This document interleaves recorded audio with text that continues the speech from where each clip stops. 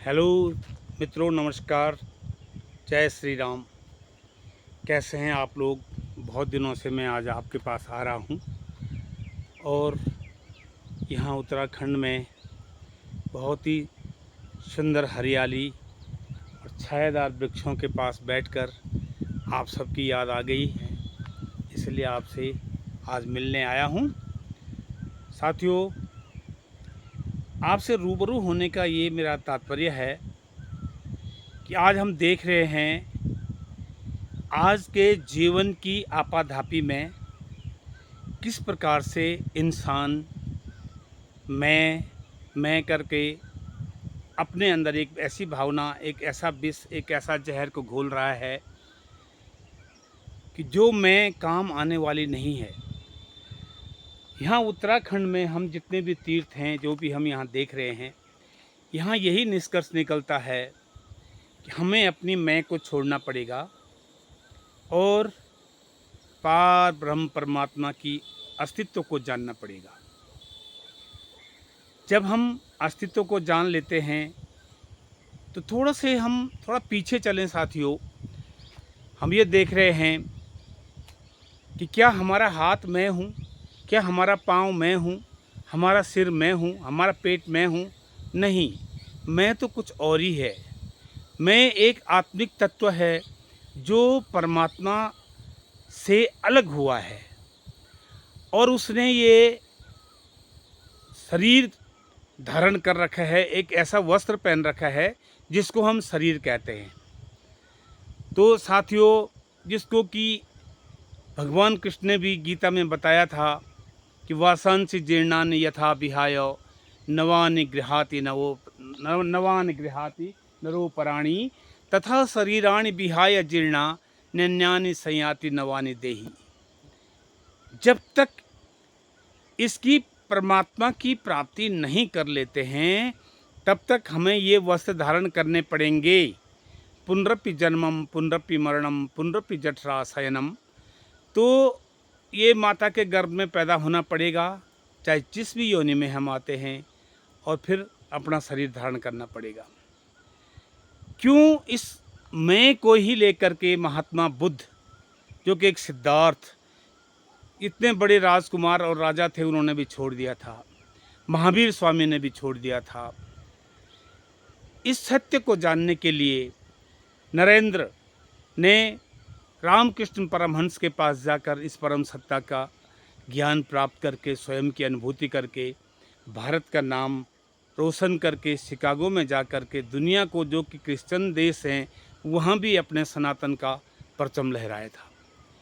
तो आज हम इन्हीं बातों से साथियों यही बात कर रहे हैं कि आखिर हम इस सनातन को लेकर के क्या कर रहे हैं, किस प्रकार हम अपने अस्तित्व को जान रहे हैं, क्यों हम दूसरे के धर्म पर कटाक्ष करें, क्यों हम दूसरे के धर्म पर उंगली उठाएं। धर्म तो एक सनातन धर्म है, बाकी कोई मज़हब है, कोई संप्रदाय है, कोई पंथ है। इसके लिए भी बताया गया है कि एक निष्कर्ष आता है कि यम सेवा समुपासते शिवति ब्रह्मेति वेदांतिनो बौद्धा बुद्ध इति प्रमाण पट्टव कृतेति नैयायिका अर्हर नित्यथ जैन शासनरता कर्मेति मीमांसका सोयम नो विधातु वांछित फलम त्रिलोक्यनाथो हरि। सारा निष्कर्ष, सारा निचोड़ निकाल दिया गया है कि हमने अपने अहम, अपने मैं, अपने ईगो को त्याग करके परमात्मा की प्राप्ति करने पर परमात्मा के शरण लेकर ही अपने अस्तित्व को जानना होगा, पहचानना होगा, और तभी हम दूसरे को इस प्रचार के बारे में बता सकते हैं कि क्यों सूरज, इस अंतरिक्ष में सूरज टिका हुआ है, क्यों चंद्रमा शीतल छाया दे रहा है, क्यों पृथ्वी अपनी धुरी पर घूम रही है, क्यों हवा चल रही है, क्यों हमारे अंदर ये जो जीव है ये बोल रहा है। आखिर ये कौन सा बर्तन है जिसमें कि हम इतना सब कुछ समाया हुआ है? किस में ये सूरज, चांद, तारे, पृथ्वी, जल, अग्नि, वायु, जीव, आकाश विराजमान हैं और किस पर हम इसका जानकारी ले रहे हैं? तो साथियों, इसी प्रकार से, जिस प्रकार से हम देख रहे हैं कि हमारे संसार में आज जो भी पढ़ रहे हैं, जो भी अध्ययन कर रहे हैं, ये अध्ययन करना भी बहुत अच्छी बात है कि साथियों जैसे कि हम कह रहे हैं कि ऋग्वेद, 4 वेद हैं, ऋग्वेद है, यजुर्वेद है, सामवेद है और अथर्ववेद है। क्या हैं ये वेद? इसमें किस बारे में बताया गया है? क्यों ब्रह्मा जी ने इस बारे में ये वेदों की स्थापित की है? किस प्रकार से इसको लिपिबद्ध कर दिया गया है ऋषि मुनियों, वेद व्यास आदि ऋषियों के बारे में ने कैसे बताया है और किसके लिए कहा है? हम सब के लिए कहा है। तो साथियों जैसे ऋग्वेद क्या है? ऋग्वेद में ज्ञान है, ज्ञान जानकारी है और इसमें 10,589 मंत्र हैं जिस पर परमात्मा के बारे में ही बताया गया है। और यजुर्वेद क्या है? यजुर्वेद में बताया गया कर्मकांड, पूजा पद्धति कैसे किया जाए, कर्मकांड क्या कर रहे हैं हम अपने जीवन में कैसे कर रहे हैं। इसमें 1975 मंत्र है। यजुर्वेद में 1975 मंत्र हैं जो कि हमें अध्ययन करने के लिए बताया गया साथियों। और तब आता है सामवेद। सामवेद में जो है साथियों 1875 मंत्र हैं और अथर्ववेद में जो है 5,977 मंत्र हैं। तो ये मंत्रों की जानकारी ऋग्वेद में ज्ञान की जानकारी है, यजुर्वेद में कर्मकांड की जानकारी है, सामवेद में उपासना विनय प्रार्थना की जानकारी है और अथर्ववेद में विज्ञान की जानकारी है। तो हमारे इतने ऋषि मुनियों ने हमें इतना कुछ दिया है और हमारी अनुभूति क्या हुआ है? जीरो। हम एक जीरो पर ही टिक गए हैं। तो आइए साथियों जानते हैं। अभी कह रहे हैं कि वे 33 कोटि देवता हैं, कोई कह रहा है 33 करोड़। 33 करोड़ कभी देवी देवता नहीं होते हैं। देवता का तात्पर्य होता है देने वाला, जिससे हमें कुछ प्राप्त हो रहा है। हम क्या प्राप्त कर रहे हैं? वो है 33 कोटि देवता, यानी कि 33 प्रकार के देवी देवताओं के बारे में बताया गया है कि जिसमें 8 वसु, 11 रुद्र, 12 आदित्य और 1 इंद्र और 1 प्रजापति है। 8 वसु में क्या आता है? 8 वसु में अग्नि है, पृथ्वी है, वायु है, अंतरिक्ष है, आदित्य है, द्यो है, चंद्रमा है और नक्षत्र हैं। ये 8 वसु में आते हैं। और तब आते हैं 11 रुद्र। 11 रुद्र में साथियों क्या आता है? प्राण, अपान, व्यान, समान, उद्दान, नाग, कूर्म, त्रिकल और देवदत्त, धनंजय और जीवात्मा, ये आते हैं 11 रुद्र में। अब आता है 12 आदित्य। क्या है? 12 महीनों के नाम 12 आदित्य हैं। 1 इंद्र क्या है? बिजली संचार करने वाला, प्रकाश देने वाला। और 1 प्रजापति क्या है? यज्ञ करने वाला, यज्ञ देने वाला, यज्ञ की जानकारी प्राप्त करना है। इस प्रकार 33 कोटि देवता होते हैं। इनको हम कैलकुलेट कर लें तो जैसे मैंने बताया है कि 8 वसु, 11 रुद्र और 12 आदित्य और 1 Indra, 1 Prajapati is equal to 33 होते हैं। तो आइए साथियों, इसमें जानकारी के लिए भी हमें ये बताया गया है कि 4 वेद में हम क्या पढ़ रहे हैं, 6 शास्त्र हमने क्या पढ़े, 18 पुराण हमने क्या पढ़े, 60 नीतियाँ हमने क्या पढ़ ली, 108 उपनिषद हमने क्या पढ़ लिए।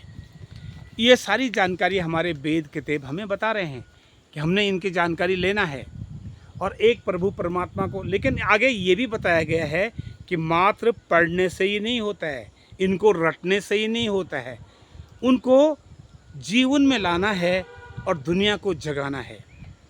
ये पवित्र गुरु ग्रंथ साहब में भी लिखा गया है कि अगर मात्र पढ़ोगे, पढ़ पढ़ गड्डी लदिए, पढ़ पढ़ भरिए खाद, पढ़ पढ़ बेड़ी पाइए, पढ़ पढ़ भरिए साथ, पढ़िए जेते बरस बरस, पढ़िए जेते मास, पढ़िए जेते आरजा, पढ़िए जेते सास, नानक लिखे एक गल होर हो में झकना चाक।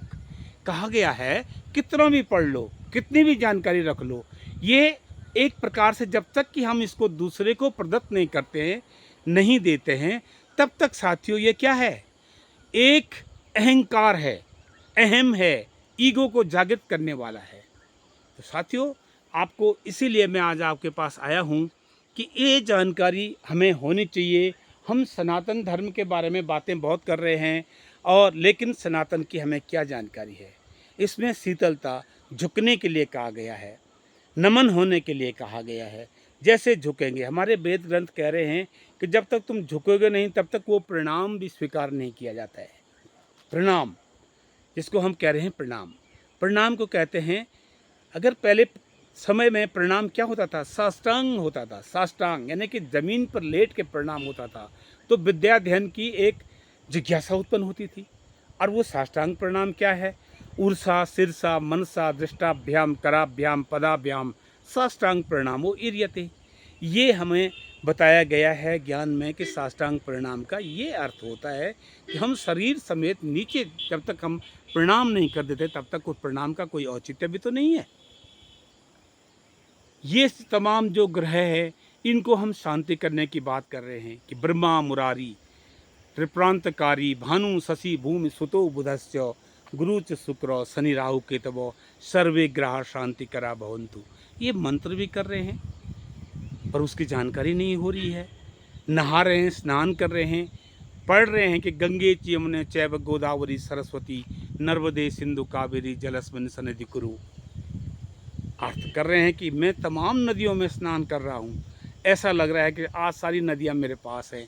ऐसे मंत्र का उच्चारण भी कर रहे हैं लेकिन जानकारी नहीं है। कौन जानकारी लेगा। ये समुद्र में जो मंथन हुआ था उसमें भी कहते हैं कि उसमें 14 रत्न निकले थे। कौन कौन रत्न निकले थे कि लक्ष्मी सुरा कौस्तुभ श्रांग शंखा उच्चे सर्वा काम दुधाय रंभा एरावत है कल्पतरु मृगांको धन्वंतरिश्चापि विषम सुदाच। इतने रत्न निकले थे। ये रत्न किसके लिए निकले थे, दानव और मानव के, और दानव मानव और देवता की जानकारी किसके लिए है, हमारे लिए है ना। जब तक हम इसकी जानकारी नहीं लेंगे तब तक हमारा जीवन व्यर्थ है।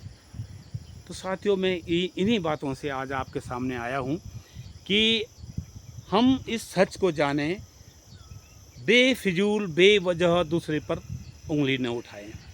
पहले स्वयं सही हो जाएं, पहले स्वयं हम अच्छे होंगे तभी दूसरा हमारे कर्मों के माध्यम से हमें बताएगा।